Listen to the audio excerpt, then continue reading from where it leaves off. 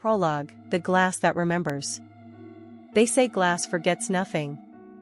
Every fracture, every impact, every scream reflected within it lingers, silent, but listening. In the wake of Evangeline's disappearance, the fractured mirror curse did not die. It deepened. In an abandoned cistern beneath Metropolis X, a mirror reformed itself. Piece by piece. It pulsed with spectral light, a heartbeat in silver and shadow. Children dared each other to touch it, to speak to it, to look too long. One did. Her name was Kara, daughter of none, archivist of all. Mute since birth, she began to draw. Symbols she had never seen. Faces she could not have known. Evangeline, caught mid-transfiguration, half angel, half abyss, smiling and weeping both. The guilds called it trauma. The priests called it prophecy. But in the catacombs, the mirrors whispered. She is not gone. She is refracted. And far beneath the city's heart, in a place no map dared name, something ancient stirred. It remembered Evangeline's voice. It remembered her choices. And it was waiting for the next. Chapter 1, Kara and the Echo of Arcanum. Beneath the crumbling arches of Metropolis X, where every stone whispered old secrets and every shadow bore the weight of bygone tragedies, a mute girl named Kara wandered the labyrinthine catacombs. She was known simply as the archivist, a living vessel for memories too potent for sound. Her eyes, dark pools reflecting 1,000 fractured truths, saw beyond the surface. She perceived the hidden language of runes that danced along the ancient walls. In a forgotten vault, amid relics of shattered glass and dust-laden prayers, Kara first encountered a mirror unlike any other. Its surface was a mosaic of broken images, yet from within, one face emerged repeatedly, Evangeline, the once revered keeper of balance. The reflection was not static, it shimmered, as if imbued with a whispered promise. In that moment, Kara felt a subtle pull, as if the mirror had chosen her for a sacred transmission.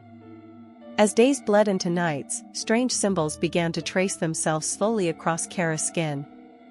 They glowed faintly like embers, each mark a rune from the arcane language once spoken by Evangeline. Silent as the tomb, she recorded every vision in her mind, a vast, wordless ledger of light and shadow, a tapestry woven from fragments of lost incantations. Through her silence, she became not just an observer, but a living echo, fated to carry forward the unfinished spells of a shattered prophecy. Chapter 2, The Prism War. The aftershocks of Evangeline's sacrifice had scattered the shards of the crystal across the city's underbelly. Each fragment, cold, prismatic, and teeming with latent energy, held within it the dual power of creation and destruction. As these shards took root, factions rose from the remnants of old order, embittered alchemist guilds, clandestine sects of the shadow cult, and even sanctimonious remnants of the Church of Light who preached salvation through calculated balance.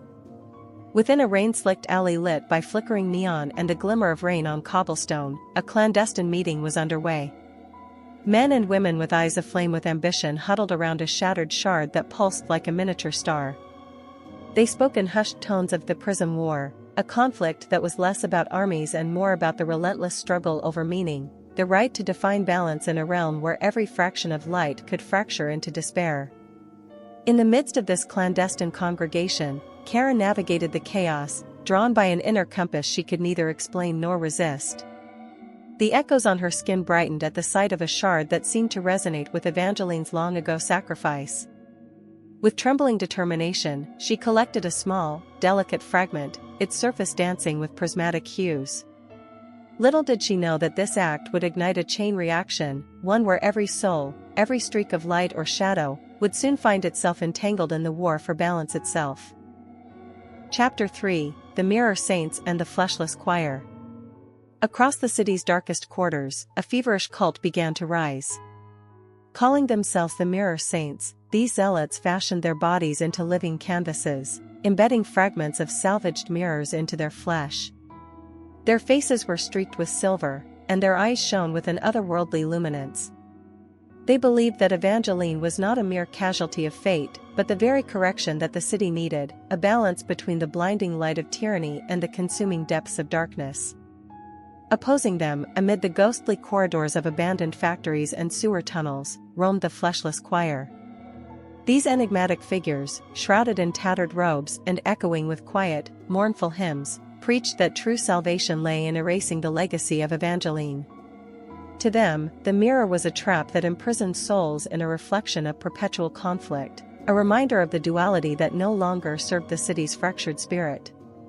In a derelict chapel where both factions clandestinely converged, the air thick with incense and desperation, a violent confrontation erupted. Shards and fragments of reflective glass clattered across the floor as the mirror saints chanted agitated prayers, their words slicing through the murmur of the opposing choir. Kara, ever the silent archivist, moved through the chaos unnoticed. Her skin now a living ledger of forgotten lore, she witnessed firsthand the cost of fanaticism, the raw, unfiltered struggle to choose between embracing both light and dark or succumbing to the purity of one at the expense of the other. Chapter 4: The Second Flood.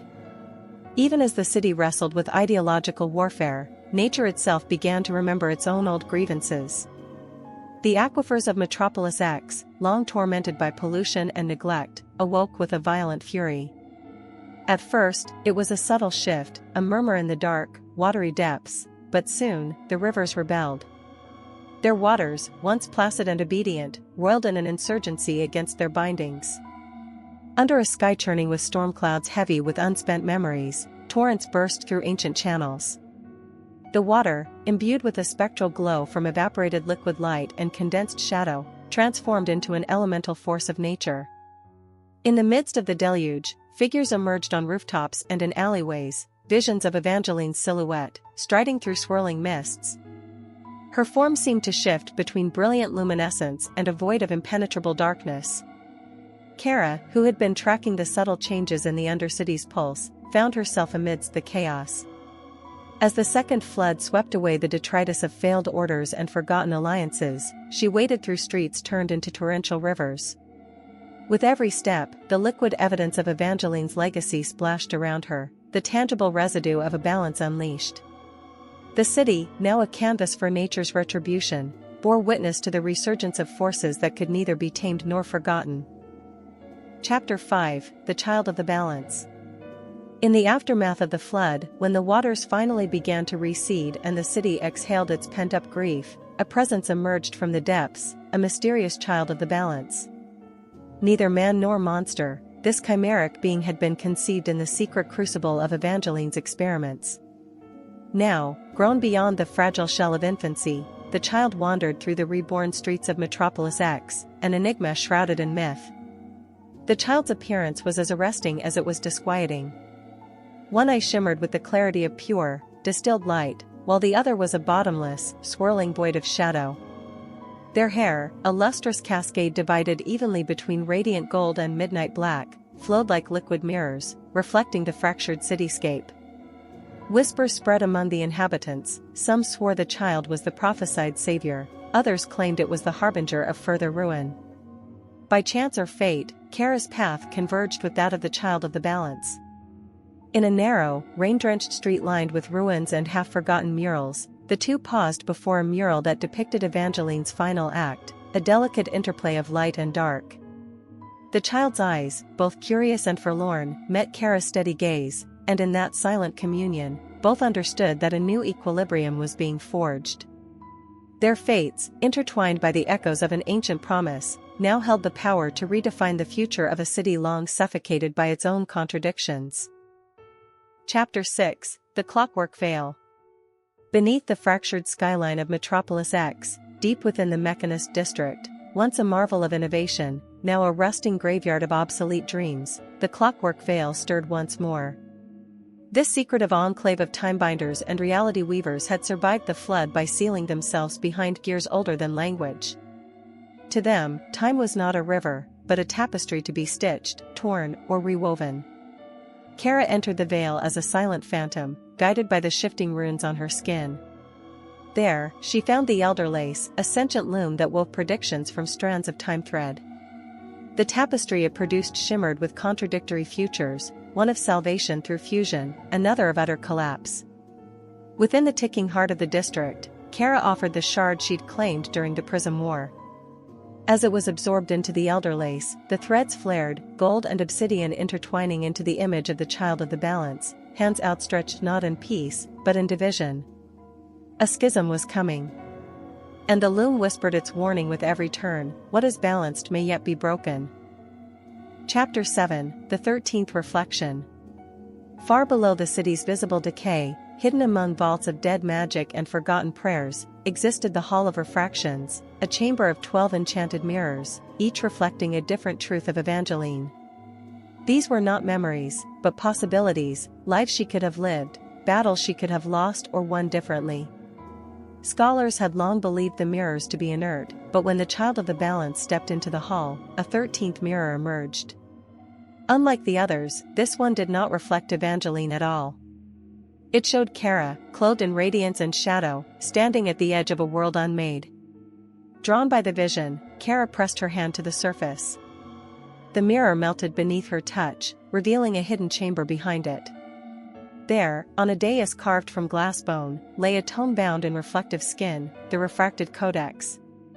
It hummed with unfinished spells, and as Kara opened it, pages began to write themselves in the language of her skin. Above her, the 12 mirrors shattered in unison. The 13th remained. Chapter 8, the Choir that Devours. In the wake of the mirror's destruction, the Fleshless Choir grew bolder. They no longer hid in the cracks of the city, they walked openly now, wrapped in spectral shrouds, singing psalms that bent light and silence alike. Wherever their voices reached, color drained from the world, and the memories of those nearby began to fade like soot in water. Their leader emerged, a being known only as Cantor Void, born of forgotten verses and stitched from the echoes of the dead. It was said Cantor had once loved Evangeline, and when she fell beyond reach, he became her antithesis, undoing her memory to make peace with her absence. Kara faced him in the ruins of an opera house long swallowed by the Undercity. Music and silence clashed like titans. The runes on Kara's skin burned with newfound clarity, countering the choir's erasure. But even as she held her ground, a question gnawed at her: was the path to balance paved through memory, or through merciless forgetting? In the final crescendo, Cantor did not fall, but he vanished, leaving behind only a single note suspended in the air, a harmonic both beautiful and mournful. Chapter 9, the Cradle Below. While chaos rippled through Metropolis X, deep beneath the earth where light dared not reach, something older than cities began to awaken. It was known in myth as the Cradle Below, a primordial chamber where the first balance had been struck between light and darkness, not as enemies, but as lovers. The child of the balance found it first, drawn by instincts not their own. The walls pulsed with bioluminescent script, and in the center floated a sphere of mirror glass, the Zero Seed, said to be the first thought Evangeline ever had when she became more than human. When Kara arrived, the seed reacted. It split in two, revealing a hollow within, a heartbeat, rhythmic and familiar.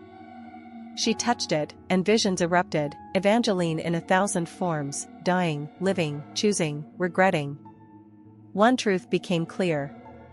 Evangeline was never one being. She was the first fracture. And the seed was her will, divided, but not destroyed. From the cradle rose a new directive: the seed must be planted once more, and the city must choose who waters it, light, shadow, or both. Chapter 10, the Pact of Stillglass. At the city's edge, where fog clung to ruins and the stars had forgotten how to shine, a final convergence loomed. Representatives from every faction, the Mirror Saints, the surviving choir, the mechanists, the children of the flood, gathered at the summit of Stillglass Spire. This was the highest point in Metropolis X, and the only place where sky and mirror met without distortion. Kara stood at its center, flanked by the child of the balance and the shattered codex. Before her was the pact, an ancient rite that would bind the city to a future of collective choosing, or risk a collapse into unending war. The factions debated, raged, bargained. Memories turned to weapons. Truths were wielded like blades. But when the child placed their hand upon the codex and Kara activated the seed, a wave of lucidity swept through the gathered. No side won. No side lost. A new kind of equilibrium took root, an unstable peace, fed by the acknowledgement that unity was not sameness, And balance was not stasis. From still glass, a new light bloomed, one neither blinding nor obscure, but fractured and whole. Kara's skin faded to silence once more, her task complete. And as dawn broke for the first time in years, the city looked up, and remembered how to breathe. Chapter 11, Embers in the Vein. The pact had been signed in stillness, but its reverberations surged like wildfire through the lifeblood of Metropolis X. The city, long stagnant in the grip of contradiction, now pulsed with something unfamiliar, possibility. Yet not all were content. Deep within the industrial veins of the Undercity, where furnaces once forged weapons of doctrine and control, a new movement sparked. Called the Emberbinders, they were former alchemists and rogue choir defectors who believed the balance was a myth, a leash disguised as liberty. To them, the pact was a prison, and only through purging both light and dark could the city be reborn anew, untainted. They carried with them a forbidden element, starfall cinder, an unstable fusion of liquefied shardlight and extracted shadow. And they had only one goal, to reignite the city's core and burn away its memory. Kara sensed their arrival through the tremble in her veins. The Codex, now bound to her pulse, began scripting in reverse, a warning written in unwriting. And somewhere beneath it all, the child of the balance began to dream. Chapter 12, Dreams of the First Fracture. In the still hours of a twilight drenched in orange and steel, the child of the balance dreamed. Not of present or future, but of the first fracture, a memory not theirs, but inherited. They saw Evangeline. Not as icon or prophecy, but as woman. Standing at the edge of a nameless void, she faced herself, a mirror of light, a mirror of shadow. Behind her, a people begging for order. Before her, chaos, perfect and complete. She did not choose one or the other. She chose to step between. And she fractured. The dream burned into the child's consciousness, not as story but as commandment. Balance is not peace. It is struggle remembered. They awoke whispering Kara's name, a name they had never spoken aloud before. And they knew, they had to find the heart of the seed before the Emberbinders did. Before the city chose forgetting again. Chapter 13, The Hollow Procession. As the child and Kara descended into the forgotten routeways below the cradle, they encountered the hollow procession, a spectral parade of memories, left behind by those who had once gazed too long into the mirrors. They were not ghosts.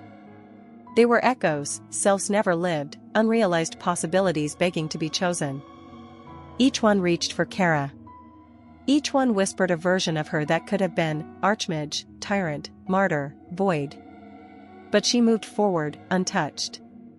Only one echo lingered, Evangeline's. She did not speak. She simply offered Kara a fragment of her own soul, a single tear, solidified into glass. It pulsed with both agony and grace, and when Kara touched it, she finally understood. Evangeline had never vanished. She had poured herself into the possibility of others. The mirrors never showed her because she was always watching. Chapter 14, The Heart of the Seed. At the core of the city, deeper than even the oldest catacombs, was a chamber untouched by time or belief. It was called many things by those who tried to map myth onto it, the source, the wound, the null ember. But in truth, it was simply this. The heart of the seed. A living nexus of all refracted will. It did not speak. It did not choose. It reflected. When Kara and the child arrived, the Emberbinders were already there, pouring starfall cinder into its shell, hoping to overwrite balance with rebirth through obliteration. Kara did not raise her hands. She reflected. Her runes gleamed, not with power, but with truth remembered. The Codex opened of its own accord, and the tear of Evangeline flared in her hand. The child stepped forward and whispered only one word. Stay. And the heart pulsed once. A blinding flash. When it faded, the Emberbinders were gone. Not dead. Not defeated.